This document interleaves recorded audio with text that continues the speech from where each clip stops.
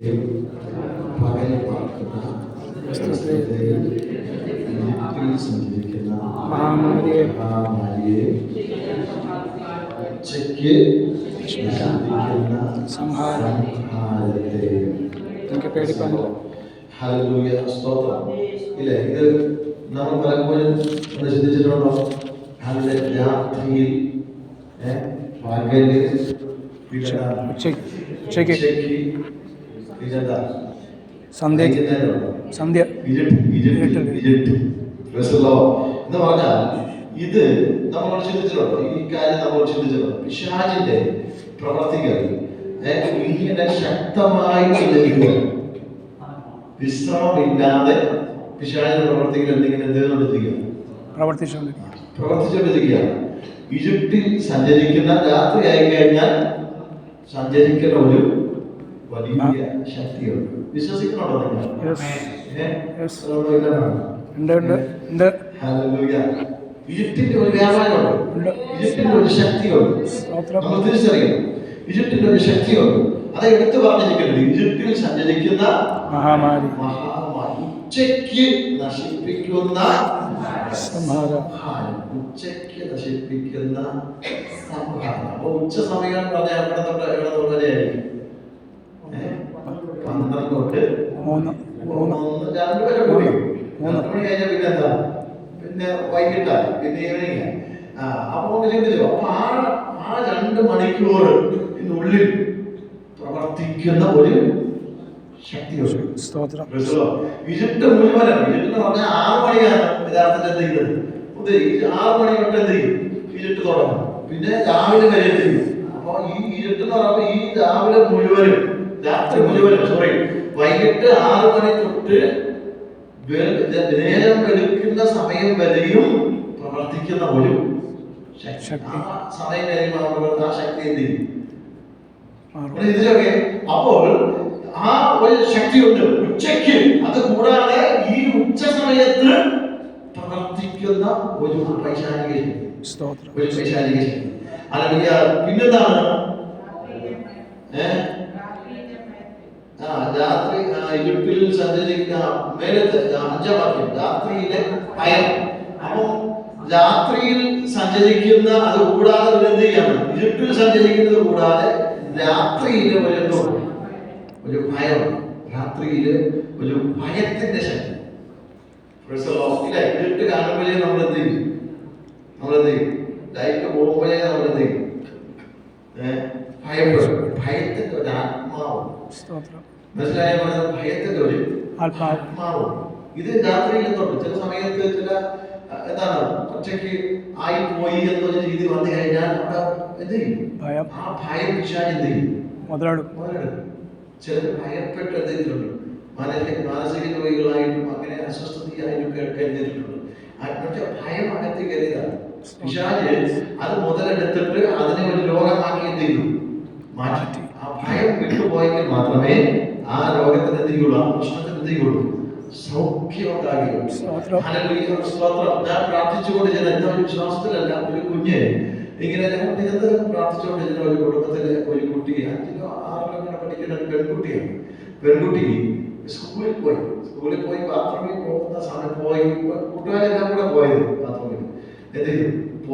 ബാത്റൂമിൽ പോയി ഈ കുഞ്ഞുങ്ങളെല്ലാം കൂടെ എന്ത് ചെയ്തു? അവരുടെ ചെറിയ കുസൃതി ഉണ്ടാക്കി അവിടെ അകത്ത് കയറുമ്പോൾ എല്ലാവരും പുറത്തിറങ്ങിയിട്ട് എന്ത് ചെയ്യണം? ഇങ്ങനെ എന്ത് ചെയ്യണം? പറയണം.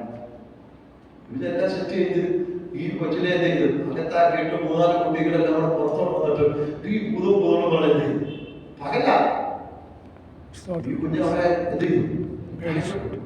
പേടിച്ചു. എല്ലാവരും ഉറച്ച് നിലവിളിച്ചപ്പോൾ എന്ത് ചെയ്തു? ഇങ്ങനെ പറഞ്ഞാൽ ഈ കുഞ്ഞ് ഭയപ്പെട്ടു. അവരുടെ അകത്തെന്ത് ചെയ്തു? മാനസിക വിഭ്രാന്തികളുണ്ടായി. അവിടെ തന്നെ വിഷയമുണ്ടായി ആ കുഞ്ഞിന്.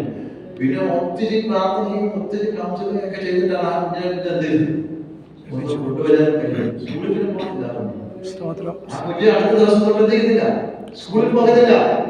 എന്നുവെച്ചാൽ ഭയത്തിന്റെ ആത്മാവ് അകത്തെന്ത് ചെയ്തു? ഭയത്തിന്റെ ശക്തി അകത്ത് കയറി. അത് പിന്നെ പ്രവർത്തിക്കാൻ തുടങ്ങി. അത് പിന്നെ ഒരു വല്ലാത്തൊരു രീതിയിലേക്ക് എന്ത് ചെയ്തു? ഒരു രീതിയിലേക്ക് മാറുവാനായിട്ട് കാര്യക്കുന്നു. ചിന്തിച്ചു നോക്കണം. ഇങ്ങനെയുള്ള പൈശാചിക ശക്തികൾ ഉണ്ട് എന്ന് നമ്മൾ തിരിച്ചറിയണം. മാത്രമല്ല പകൽ പറക്കുന്ന അസ്ത്രം. പകൽ എത്ര മണിയാ? 6 മണി കൂട്ടിക്കോ. 6 മണി തൊട്ട് രാവിലെ 6 മണി തൊട്ട് വൈകിട്ട് ഒരു 6 മണി വരെ കൂട്ടി. അപ്പൊ ശ്രദ്ധിക്കണം, അതിന്റെ ആ ഒരു രാത്രി മുഴുവനും വ്യാപരിക്കുന്ന ഒരു ശക്തി, പകൽ മുഴുവനും വ്യാപരിക്കുന്ന ഒരു ശക്തി, രാത്രിയിൽ അകത്ത് അതിന്റെ ഇടയിൽ വ്യാപരിക്കുന്ന ഒരു ഭയത്തിന്റെ ആത്മാവ്, പകലിൽ എന്ത് ചെയ്യണം? ഉച്ചയ്ക്ക് വരുന്ന ഒരു ശക്തി. ചിന്തിച്ചു നോക്കണമേ. അപ്പൊ രാത്രി മുഴുവനും പകൽ മുഴുവനും അതിന്റെ ഇടവേള സമയങ്ങളിൽ ഉച്ചയ്ക്കും എന്താ വ്യാപരിക്കുന്ന ശക്തി. പകൽ പറക്കുന്ന അസ്ത്രം എന്ന് പറഞ്ഞാൽ പകലിൽ ആ അസ്ത്രം എന്ത് ചെയ്യാണ്? ഇങ്ങനെ പറക്കുകയാണ്. പറക്കോ പകലോ അസ്ത്രം പറക്കോ? എന്താ അതിനെ കുറിച്ച് ഉദ്ദേശിക്കുന്നത്? അസ്ത്രം എന്ന് ഉദ്ദേശിക്കുന്നത് എന്താണ്? പൈശാചികമായ ചില പ്രവർത്തനങ്ങളാണ്. പൈശാചികമാകുന്ന ചില പ്രവർത്തനങ്ങളാണ്. അതെന്തെങ്കിലും പറന്ന് നടക്കുകയാണ്. അത് പറന്ന് നടക്കുകയാണ്. ആ അസ്ത്രം പോലെ അത് ചിലരിൽ വന്ന് എന്ത് ചെയ്യും? ചിലരിൽ വന്ന് തറയ്ക്കും. അസ്ത്രം എന്ന് പറഞ്ഞാൽ അത് ചിലരിൽ വന്ന് എന്ത് ചെയ്യും? തറയ്ക്കും. വന്നു കഴിഞ്ഞാൽ അതിന്റെ വിഷം എന്ത് ചെയ്യും? അതിന്റെ വിഷം എന്ത് ചെയ്യും? ആ വ്യക്തികളിലേക്ക് വ്യാപരിക്കും. ആ വ്യക്തി അല്ലെങ്കിൽ ആ പൈശാചിക അടിമയായി ആ പൈശാചിക പ്രവർത്തനങ്ങൾ എന്ത് ഉദ്ദേശത്തോടു കൂടിയാണോ അസ്ത്രം പുറത്ത് വിടുന്നത്, അതിനെ എന്ത് ചെയ്യും? അതിന്റെ പ്രവർത്തി അതിൽ ആ വ്യക്തിയിൽ ചെയ്യുവാനായിട്ടിടയായിത്തീരും. ഇതുപോലെ അതിന് പേരൊരു ജയമാണ് നമ്മൾ പ്രധാനമായിട്ട് ദൈവം അയക്കുന്ന ചില അസ്ത്രങ്ങളുണ്ട്. നിങ്ങൾ കേട്ടിട്ടുണ്ടോ? അത് ദൈവം അയക്കുന്ന അസ്ത്രം കേട്ടിട്ടേ? ദൈവം ചില അസ്ത്രങ്ങളായിരിക്കും. കേട്ടിട്ടില്ലേ? യോബിന്റെ പുസ്തകത്തിൽ എടുത്തു കഴിഞ്ഞാൽ യോബിന്റെ പുസ്തകത്തിൽ പറയുന്നുണ്ട് 5-ാം അധ്യായം 6-4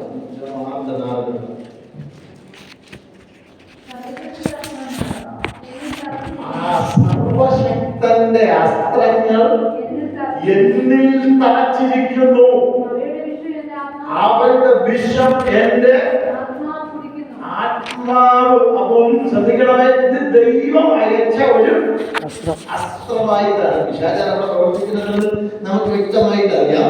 എങ്കിലും യോബ് അവിടെ വായിക്കുകയാണ്, ദൈവം അയച്ച ഒരു അസ്ത്രം. പിശാച് മാത്രമല്ല അയക്കണ്ടേ, പിന്നെ ദൈവം അതും ആരുടെ മേലെ അയച്ചേ?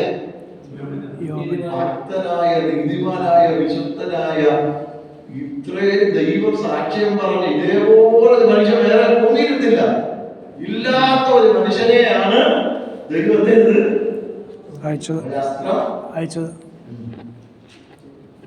ചിലപ്പോ അസ്ത്രം അയക്കും കേട്ടോ. ദൈവം അയച്ചതാണോ വിഷയ അയച്ചതാണോ അറിയില്ല. പക്ഷെ ഉറപ്പായിരുന്നു ദൈവം അയച്ച ഒരു അസ്ത്രം എന്നെ എന്തിക്കും, അതിന് വിഷം എന്റെ ആത്മാവിനെ എന്തിക്കണം? വലിച്ചു കുടിക്കുകയാണ്. അപ്പോൾ അസ്ത്രം എന്ന് പറയുന്നത് ഇവിടെ എന്താണ്? അസ്ത്രം ഞങ്ങളുടെ അവിടെ അസ്ത്രം എന്ന് പറയുന്നത് കഞ്ഞി കറി ഉണ്ടാകുന്നില്ല. ഞങ്ങളുടെ അവിടെ പറയുന്നത് ഞങ്ങളുടെ കഞ്ഞി ഒരു കൂട്ടുകറിയിലല്ല പറയുന്നത്. എന്നിട്ട് കൊല്ലം ഞങ്ങളുടെ എന്താണ് ഒരു കൂട്ടുകറി എല്ലാം ഇട്ട് ഒരു കൂട്ടുകറി. പക്ഷെ ഇവിടെ ഞാൻ ആദ്യം കേൾക്കുക ആ ഒരു വാക്കന്ന് അതാരെ പറഞ്ഞു സാഹിത്യനാന്ന് തോന്നുന്നു. ഇവിടെ മെസ്സേജ് പറഞ്ഞുകൊണ്ടിരിക്കുമ്പോ അസ്ത്രത്തിന്റെ കാര്യം അന്ന് അതിനെ വിശദീകരിക്കുന്നത് അന്ന് ഞാൻ ആദ്യം പദം ചെയ്യുന്നത് ഞങ്ങളുടെ അവിടെ കൂട്ടുകറി പറയുള്ളൂ, അസ്ത്രം പറയില്ല. ആരോഗ്യ സ്തോത്രം എന്നുവെച്ചാൽ ആ സംഭവമല്ല കേട്ടോ, അസ്ത്രമല്ല. പിന്നെന്താണ്? ദൈവമായ പിശാചും ആയോഗ്യ വായിക്കും, മനുഷ്യൻ അയവായിക്കും, ദൈവം അസ്ത്രമായിരിക്കും. ശ്രദ്ധിച്ചോളാം. പിശാചയക്കും, പിന്നെ മനുഷ്യനയക്കും. മനുഷ്യനയക്കുന്ന അസ്ത്രം എന്താണ് ഞാൻ പറയാം. അതിലെ പിന്നെ എന്ത് ചെയ്യും? ദൈവം അയക്കും. ഹല്ലേലൂയ. അപ്പൊ ഏത് വിധേനയാണ് ഇത് വന്നതെന്ന് നമ്മൾ എന്ത് ചെയ്യണം? തിരിച്ചറിയണം. ദൈവം അയച്ച അസ്ത്രത്തെ പിശാചിനെ സഹായിച്ചിട്ടുണ്ടോ? ഇതില്ല. ദൈവം അസ്ത്രം അയച്ചാൽ പിശാചിനെ ശാസിച്ചിട്ട് കാര്യമുണ്ടോ? ദൈവം അയച്ചത് ദൈവത്തിന്റെ ഉദ്ദേശമുണ്ട്. പിശാച് അയച്ച അസ്ത്രം എന്താണ്? അത് ദൈവത്തോട് പ്രാർത്ഥിച്ച് നമുക്ക് എന്ത് ചെയ്യാം? അത് പിശാചിന് പ്രവർത്തിക്കാൻ നമുക്ക് എന്ത് ചെയ്യാം? അതിനുമേൽ. പക്ഷെ ദൈവം അസ്ത്രം അയച്ചാൽ പിശാചിനോട് പ്രാർത്ഥിച്ചിട്ട് പിശാചിനെ ശാസിച്ചിട്ട് ഒരു കാര്യവും ഇല്ല. പിശാചിനെ ശാസിച്ചിട്ട് കാര്യം. നമ്മുടെ പ്രാർത്ഥനയൊക്കെ പലപ്പോഴും എന്താണ്? നമ്മൾ തിരിച്ചറിയാതെയാണ് നമ്മൾ പ്രാർത്ഥിക്കുന്നത്. നമ്മൾ തിരിച്ചറിയാതെ പ്രാർത്ഥിക്കുന്നത്. ഇത് ദൈവത്തിൽ നിന്ന് വന്നതാണോ, ഇത് മനുഷ്യരിൽ നിന്ന് വന്നതാണോ, ഇത് പിശാചിൽ നിന്ന് വന്നതാണോ എന്ന് നമ്മൾ എന്ത് ചെയ്യുന്നില്ല, തിരിച്ചറിയുന്നില്ല. നമ്മൾ പിന്നെ കൊണ്ടുപിടിച്ച് എന്ത് ചെയ്യണം? എവിടെങ്കിലും കൊള്ളുന്നിടത്തോടെ കൊള്ളട്ടെന്ന് പറഞ്ഞാൽ അവര് പ്രാർത്ഥിക്കുന്നത്. എവിടെങ്കിലും എന്ത് ചെയ്യണം? കയറി കൊള്ളട്ടെ. പറഞ്ഞില്ല, ഞാൻ മുഷ്ടി യുദ്ധം ചെയ്യുന്നത് ആകാശത്തേക്ക് ഇങ്ങനെ ആക്കുന്നത് എന്ന് പറഞ്ഞാൽ ആകാശത്തേക്ക് നോക്കി അങ്ങനെ ഞാൻ മുഷ്ടിയുണ്ടോ ചെയ്യുന്നില്ല. നമ്മുടെ പ്രാർത്ഥനയ്ക്ക് അതിന് വ്യക്തമാകുന്ന ലക്ഷ്യങ്ങളുണ്ടായിരിക്കണം. അതിന് വ്യക്തമാകുന്ന ആത്മീയ പ്രവർത്തികളിൽ പെടണം. അത് പ്രത്യേകമാകുന്ന ലക്ഷ്യമാണ്. അങ്ങനെയാണ് നാം പ്രാർത്ഥിക്കേണ്ടത്, നമ്മൾ ഉപവസിക്കേണ്ടത്. അങ്ങനെ തന്നെയായിരിക്കണം. ലക്ഷ്യമില്ലാതെ നമ്മൾ എന്ത് ചെയ്യരുത്. ഒരു യുദ്ധത്തിന് പോകാൻ നമുക്ക് എന്ത് ചെയ്യത്തില്ല, പറ്റത്തില്ല. ഒരു ലക്ഷ്യം ഉണ്ടായിരിക്കണം. അല്ലെങ്കിൽ പ്രത്യേക ഇപ്പൊ യുദ്ധങ്ങളൊക്കെ നടക്കുകയാണല്ലോ. അല്ലെങ്കിൽ ഒരു എന്താണ് എന്തെങ്കിലും മിസൈൽ അയക്കണമെങ്കിൽ മുമ്പ് എന്ത് ചെയ്യും? അമേരിക്ക പിന്നെ ഇസ്രായേൽ അത് തെളിയിച്ചിരിക്കുകയാണ്. അതിന്റെ സ്കെച്ച് കിട്ടുമ്പോ അതിലെന്തെങ്കിലും ഇല്ല, എവിടെ അയക്കണമെന്നോ അവിടെ അതിന്റെ കൃത്യം സ്കെച്ച് ഇടും. ആ സ്കെച്ച് ഇട്ടിട്ടാണ് ചെയ്യുന്നത്. ആ കൃത്യം ഒരു ആണോ വീട് അങ്ങോട്ടും ഇങ്ങോട്ടും എന്ത് ചെയ്തില്ല, മാറത്തില്ല. കൃത്യം അവിടെ തന്നെ എന്ത് ചെയ്യും. മനസ്സിലാക്കാൻ പറഞ്ഞത് ആത്മീയ യുദ്ധത്തിൽ ഇങ്ങനെയാണ്. ഒരു സ്കെച്ച് തയ്യാറാക്കണം. ആരുടെ എവിടെയാണ് ദൈവപ്രവൃത്തി വെളിപ്പെടേണ്ടത്, എവിടെയാണ് ശത്രുവിന്റെ ശക്തികൾ പ്രവർത്തിക്കുന്നത്, എവിടെയാണ് അന്ധകാര ശക്തികൾ പ്രവർത്തിക്കുന്നത്, ഏത് വ്യക്തിയിലാണ് പ്രവർത്തിക്കുന്നത്, ഏത് കുടുംബത്തിലാണ് പ്രവർത്തിക്കുന്നത്, അതിന്റെ പ്രവർത്തന രീതികൾ എങ്ങനെയൊക്കെയാണ്, അത് നാം പ്രാർത്ഥിക്കുമ്പോൾ എങ്ങനെ പിശാചിനെ തടഞ്ഞു നിർത്തും, അതിനെ ജയിക്കാൻ നമ്മൾ എന്ത് ചെയ്യണം? ഇതെല്ലാം മനസ്സിലാക്കിയിട്ട് വേണം നമ്മൾ ആത്മീയ യുദ്ധം ചെയ്യാൻ. വിവേചനാത്മാവാണ് നമുക്ക് വേണ്ടിയത്. ആത്മീയ വിവേചനമാണ് നമുക്ക് വേണ്ടിയത്. അങ്ങനെ ദൈവത്തിന്റെ പ്രവൃത്തി വെളിപ്പെടുമ്പോഴാണ് യുദ്ധം വിജയത്തിലേക്ക് നയിക്കുന്നത്. അല്ലെങ്കിൽ ഒരിക്കലും ചെയ്തില്ല. യുദ്ധമൊക്കെ തുടങ്ങിയ സമയത്ത് ഇറാൻ ചില മിസൈലുകളൊക്കെ എന്ത് ചെയ്തു, ഭയങ്കര ഇതായിരുന്നു. ആ മിസൈലൊക്കെ ചെന്നെത്തത് എത്തിയത് ചില ദിവസങ്ങളൊക്കെ കഴിഞ്ഞിട്ട് മണിക്കൂറുകളൊക്കെ എന്ത് ചെയ്താണ്. അപ്പൊ ആളുകളൊക്കെ പറഞ്ഞു, ആ മിസൈൽ ഓട്ടോ പിടിച്ചാൽ കയറി പോയത് എന്ന് പറഞ്ഞാൽ അത് ലക്ഷ്യസ്ഥാനം ചെയ്തില്ല, ഓട്ടോ പിടിച്ചൊക്കെ പോകേണ്ട രീതിയിലേക്ക് എത്തി. അത് ലക്ഷ്യസ്ഥാനം എത്തിയില്ല. അതത്ര പോലെ നമ്മുടെ പ്രാർത്ഥന എങ്ങനെയൊക്കെയാണ് വിഷയം ചെയ്യും. പ്രാർത്ഥന എങ്ങനെയാണോ?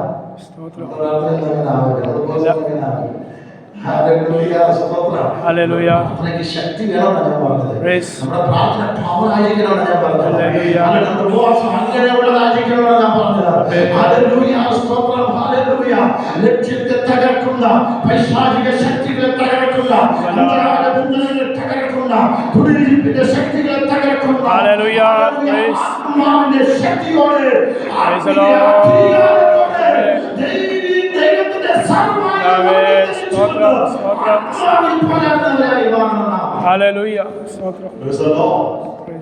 ഉച്ചയ്ക്ക് പ്രാർത്ഥിക്കുന്നവർ ഉച്ചയ്ക്ക് നശിപ്പിക്കേണ്ടത് സമുദായങ്ങളുടെ പേര് വിജയമെടുത്തോണം.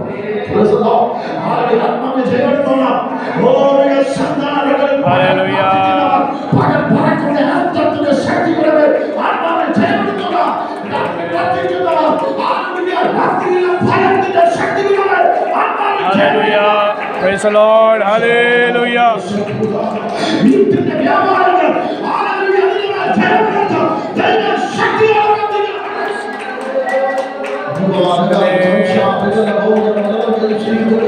Hallelujah. Abe, abe, Sri, hallelujah, Stotram.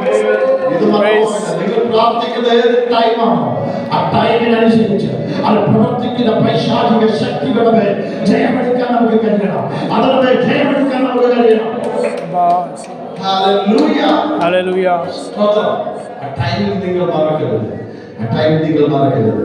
നിങ്ങൾ പ്രാർത്ഥിക്കാൻ നിങ്ങൾ ഏത് സമയമാണെങ്കിലും ആ സമയത്ത് ഹല്ലേലൂയ അതിനെതിരെ പ്രവർത്തിക്കുന്ന പൈശാചിക ശക്തികളെ ജയമെടുത്തുകൊണ്ട് പ്രാർത്ഥിക്കുക. ഉച്ചയ്ക്ക് ഇരുന്ന് പ്രാർത്ഥിക്കുക. രാത്രിയിലെ ഭയത്തെ എന്തിനാണ് മാറ്റണം. മാറ്റാൻ അത് രാത്രിയിലെ വരും കേട്ടോ. അത് രാത്രിയിലെ എന്തെങ്കിലും അതിന്റെ പ്രവർത്തനം ശക്തമാകുള്ളൂ. പകലതാണ് പകലത് സൈലന്റ്. ഹല്ലേലൂയ. സ്തോത്രം. ഈജിപ്തിൽ വ്യാപരിക്കുന്ന പൈശാചിക ശക്തി പകൽ സൈലന്റാണ്. സ്തോത്രം. പകൽ സൈലന്റ് പ്രവർത്തി പകൽ സൈലന്റാണ്. രാത്രിയിൽ അത് പ്രവർത്തിക്കാൻ തുടങ്ങും. അതിന്റെ സമയം പ്രവർത്തിക്കാൻ രാത്രിയിൽ സന്ധ്യയാകുമ്പോൾ അത് പ്രവർത്തിക്കാൻ തുടങ്ങും. അതുകൊണ്ട് രാത്രിയിൽ എഴുന്നേറ്റ് പ്രാർത്ഥിക്കുന്ന ദൈവജനമേ ഹല്ലേലൂയ സ്തോത്രം ശക്തമായി പ്രാർത്ഥിച്ചോണം. ഈജിപ്തിൽ സംഭവിക്കുന്ന ശക്തികളെ ഈജിപ്തിൽ പ്രവർത്തിക്കുന്ന ആത്മാവിൽ ജയമെടുക്കാൻ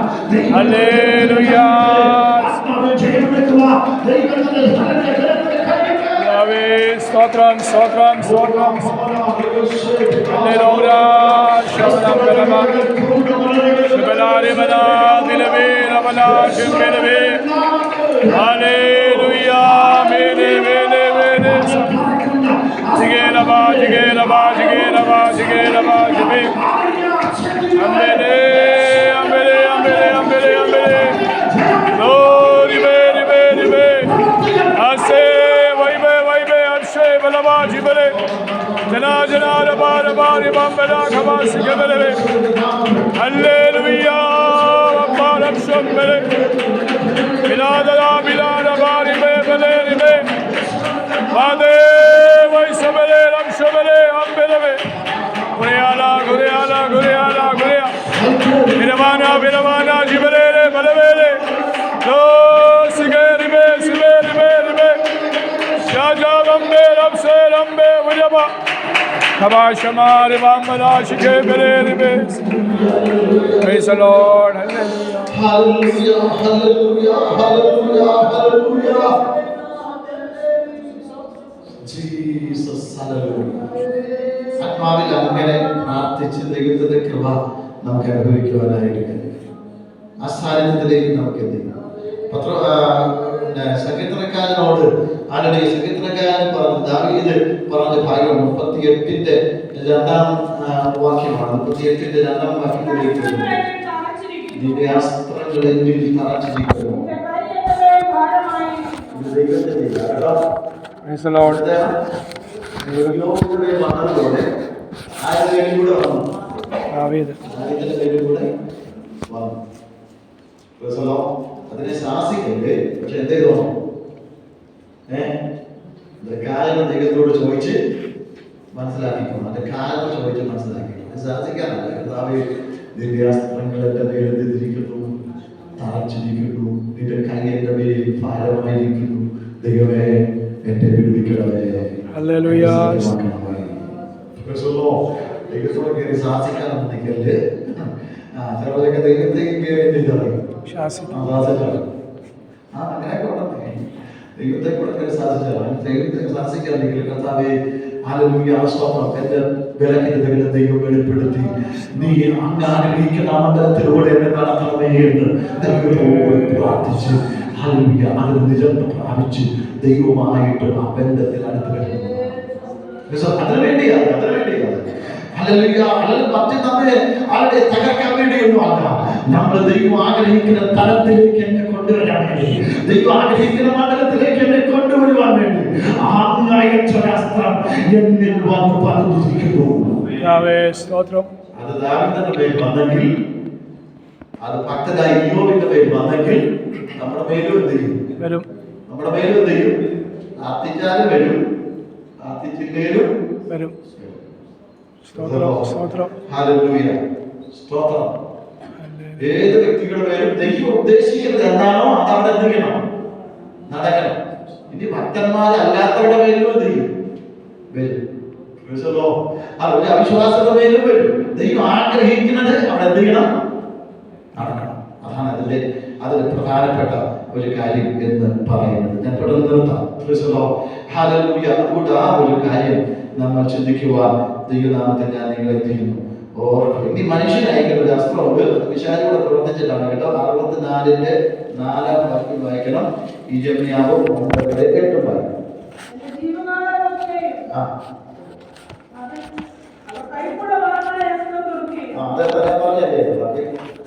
അവൻ കൈപ്പായ കൈപ്പുള്ള വാക്കായ അസ്ത്രം തുറക്കുകയും പെട്ടെന്ന് അപ്പൊ അതും ഒരു അസ്ത്രമാണ്. കൈപ്പായ വാക്ക് അതൊരു അസ്ത്രമാണ്. അത് നമ്മുടെ ഹൃദയത്തിലേക്ക് കയറി കഴിഞ്ഞാൽ പിന്നെ എത്തിയിട്ടില്ല. ആളെ കൊണ്ട് വെട്ടിനേക്കായി ഭയങ്കര വേദനയായിരിക്കും. മനസ്സിലായി ഞാൻ പറഞ്ഞേ? ചിലരൊക്കെ നമുക്ക് ചില അനുഭവങ്ങളില്ലേ? ഇല്ലേ? മറക്കത്തില്ല. ചില അനുഭവങ്ങൾ മറക്കത്തില്ല. നമ്മൾ ഏറ്റവും സ്നേഹിക്കുന്നവരാണെങ്കിൽ ഒട്ടും തീരില്ല, മറക്കത്തില്ല. കൈപ്പായുള്ള വാക്കായ അസ്ത്രം, കൈപ്പുള്ള വാക്കായ അസ്ത്രം എന്റെ പേരിൽ തിരിച്ചിരിക്കുന്നു. അതിന് വിഷമുണ്ട് കേട്ടോ. അസ്ത്രത്തിന് എന്തുകൊണ്ട്? എല്ലാ അസ്ത്രത്തിനും എന്തുകൊണ്ട്? ദൈവം അയക്കുന്ന അസ്ത്രത്തിന് എന്തുകൊണ്ട്? എന്ന് പറഞ്ഞാൽ അത് ദൈവം ഉദ്ദേശിക്കുന്നത് എന്ത് ചെയ്യണം? നിവർത്തിക്കണം. അതിലൂടെ ആ കഷ്ടത നമ്മളിലേക്ക് വരികയാണ്. പിശാചിന്റെ അതിന്റെ വിഷം എന്ത് ചെയ്യാണ്? വരികയാണ്. ഹല്ലേലൂയ. മനുഷ്യന്റെ കൈപ്പായ വാക്കുകൊണ്ടുള്ള അസ്ത്രം. അത് അറിയാതെ ചിലപ്പോൾ തന്നെയായിരിക്കും, പറയണായിരിക്കും. പക്ഷെ ചിലരുടെ മേലെ, ചില വ്യക്തികളുടെ നാവിന്മേൽ ദൈവം ചില അധികാരം ബന്ധിച്ചിട്ടുണ്ട്. മനസ്സിലായ നമ്മൾക്ക് നമ്മുടെ നാവിന്മേൽ ചില അധികാരങ്ങൾ ദൈവം നമുക്ക് എന്തിട്ടുണ്ട്, ദൈവത്തെ ആത്മാവിലും സത്യത്തിലും ആരാധിക്കുന്ന ദൈവമക്കളുടെ നാവിന്മേൽ എന്തുണ്ട്? അധികാരം ഉണ്ടെന്നാണ് ഞാൻ വിശ്വസിക്കുന്നത്. അധികാരം ഉണ്ടെന്നാണ് ഞാൻ വിശ്വസിക്കുന്നത്. എന്ന് പറഞ്ഞാൽ ദൈവത്തിന്റെ അധികാരം നമ്മുടെ നാവിന്മേൽ ഉണ്ട്. ആ അധികാരം നമ്മൾ എന്തെങ്കിലും അത് കയ്പായിട്ട് ഉപയോഗിക്കണം. മനസ്സിലായ പറഞ്ഞത്? അത് കയ്പിന്റെ അസ്ത്രമായി നമ്മൾ ഉപയോഗിക്കണം. നമ്മൾ ഉപയോഗിച്ചാൽ അതത് വേദനയായിട്ട് എത്തിക്കും. ഒരു അമ്പായിട്ട് ഹൃദയത്തിനകത്ത് അത് കൊണ്ടുകയാണ്. ഹൃദയത്തിലത് കൊണ്ടുകയാണ്. ഭയങ്കര വേദനയായിരിക്കും. അതൊരിക്കലും തന്നാൽ അങ്ങനെ വേദനയായിട്ട് തീരത്തുള്ളൂ. പക്ഷെ ഈ വാക്ക് നാവ് കൊണ്ടുള്ള അസ്ത്രം കൊണ്ട് കുത്തിയാൽ ആ വേദന തീരുന്നില്ല. അത് വേദന മാറുന്നില്ല. ഭയങ്കര പാട്ട്. നാവ് വിശ്വാസികളായ നമ്മൾ നാവെടുത്ത് ചലിപ്പിക്കുമ്പോൾ ശ്രദ്ധിച്ചോളാം, അത് വേദനയായി മാറുന്നത്. അതൊരാൾക്ക് ദുഃഖമായി മാറുന്നത്, അതൊരാൾക്ക് വ്യഥയായി മാറുന്നത്, അതൊരാൾക്ക് മുറിവായി മാറുന്നത്, അത് അസ്ത്രമായി മാറുന്നത്. അടുത്തങ്ങൾ വായിച്ചോ. എത്ര വായിച്ചു പറഞ്ഞ? 9:8. അവരുടെ നാവ് മരണകരമായ അസ്ത്രമാകുന്നു. അത് വഞ്ചന സംസാരിക്കുന്നു. വായിക്കൊണ്ട് ഓരോരുത്തരും സാധാരണ കൂട്ടുകാരനോട് സമാധാനം സംസാരിക്കുന്നു. ഉള്ളുകൊണ്ടോ അവനായി പതിയിരിക്കുന്നു. സ്തോത്രം. ഇതും എന്താണ്? ഒരു അസ്ത്രം. അതൊരു വാളും കൂടാണ്. ഞാൻ പറഞ്ഞത് അതൊരു വാളും കൂടാണ്. വാളും കൂടാണ്. പക്ഷെ അത് നമ്മൾ എന്തെങ്കിലും പിശാചിനെ ഉപയോഗിക്കുമ്പോൾ അതെന്ത് ചെയ്തു? അത് അസ്ത്രമായ വാളായിട്ടൊക്കെ എന്ത് ചെയ്തു? പക്ഷെ മനുഷ്യന്റെ പേരിൽ അതെന്ത് ചെയ്യണ്ട. മനുഷ്യന്റെ പേര് എന്ത് ചെയ്യണ്ട. ഒരു മനുഷ്യന്റെ പേരിലും നമ്മുടെ നാവാസ്ത്രമായി മാറും. മനസ്സിലായോ? നമ്മുടെ നാവാസ്ത്രമായി മാറും. പൈശാചിക ശക്തികളുടെ പേരിൽ അതെന്ത് ചെയ്തു? അത് ദൈവത്തിന്റെ അധികാരം നമുക്ക് നൽകിയാൽ നമ്മൾ ചിലപ്പോൾ വെറും തമാശക്കെങ്കിലും പറഞ്ഞ ചിലതാണ് എന്ത് ചെയ്യും?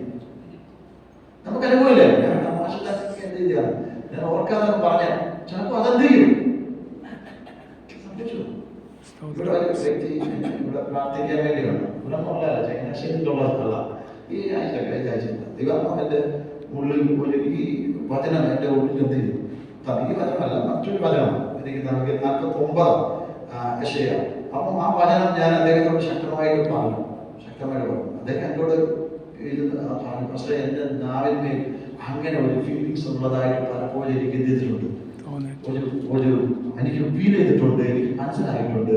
അത് ഞാൻ അറിയാതെ ചിലത് പറഞ്ഞാലും ചിലത് അങ്ങനെ എന്ത് ചെയ്യുന്നു, സംഭവിക്കും. അത് ദൈവാത്മാവ് തന്നോട് ശക്തമായിട്ട് ഇടപെട്ടു.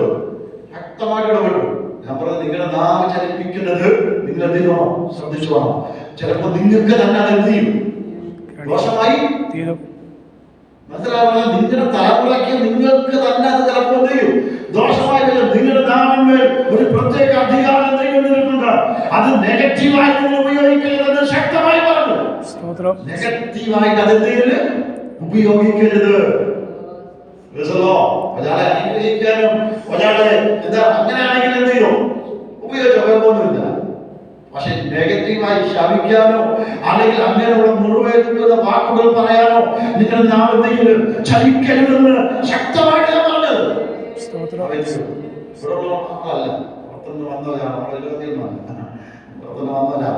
പ്രാർത്ഥിക്കാൻ വേണ്ടി വിളിച്ചു ഇവിടെ കൊണ്ടുവന്നതാണ്, വിശ്വാസം മുഖേന ഇവിടെ കൊണ്ടുവന്നേ. പറഞ്ഞാൽ നമ്മുടെ നാവ് അത് മുറിച്ചുള്ള കാര്യമാണ്. അത് ഒരു എന്താണ്, അസ്ത്രമാണ്, അസ്ത്രമാണ്. അത് നെഗറ്റീവായി ശപിക്കാനോ ആരെങ്കിലും കുറ്റം പറയാനോ ആരെങ്കിലും മുറിവേൽപ്പിക്കുവാനോ ആരെങ്കിലും വേദനിപ്പിക്കുവാനോ ഉപയോഗിക്കാൻ പാടില്ല. നെഗറ്റീവായിട്ട് അത് ഉപയോഗിക്കാൻ പാടില്ല. ആത്മാവിൽ അത് എഴുതണം. അതുകൊണ്ട് തന്നെയാണ് പൗലോസ് പറഞ്ഞത്, എന്റെ നാവിനെ കടിഞ്ഞാനിട്ട് എന്ത് ചെയ്യണം, സൂക്ഷിക്കണമെന്ന് പറഞ്ഞ കാര്യം അതാണ്. ഈ നാവ് വലിയ തീയാണ്. ഇത് വലിയ കാടെന്തെയും കത്തിക്കുന്നു. കത്തിക്കും, കാട് കത്തിക്കും. ഈ നാവ്, നമ്മുടെ നാവ് കാട് കത്തിക്കും. ചെറിയ അവയവമാണെങ്കിലും വലിയ കാട് കത്തിക്കാനുള്ള പവർ ശക്തിയെക്കൊണ്ട് തീ ഈ നാവിനകത്തുണ്ട്.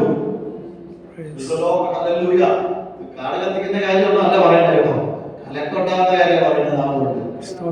വലിയ എന്തെയും പ്രശ്നം കൊണ്ടാകും. അതുകൊണ്ട് നാവിനെ നമ്മൾ കടിഞ്ഞാനിട്ട് സൂക്ഷിക്കുക. വലിയൊരു കപ്പലിനെ, അത് അവിടെ ഉദാഹരണം പറഞ്ഞു, വലിയൊരു കപ്പലിനെ നിയന്ത്രിക്കുന്നത് ചെറിയ ഒരു അല്ലേ, ഇല്ലേ, ചെറിയ ഒരു എന്താണ്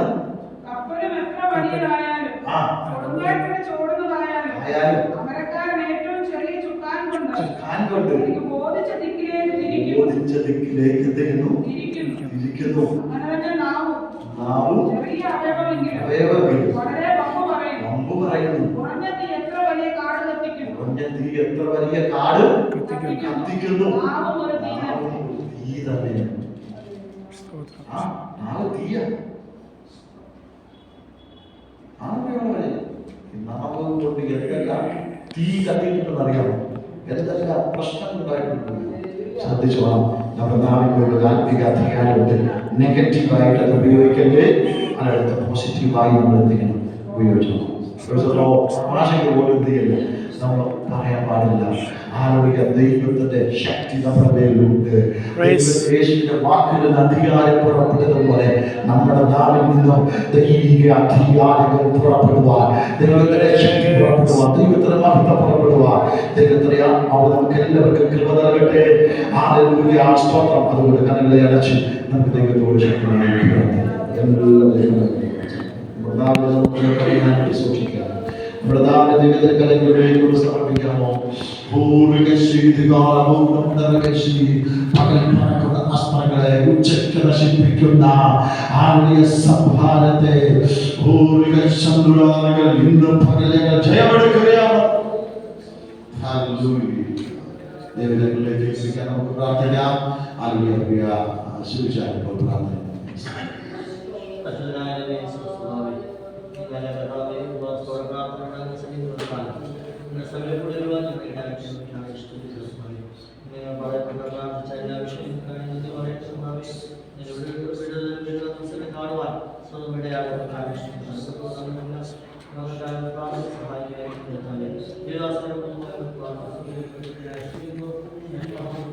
സഹായിക്കും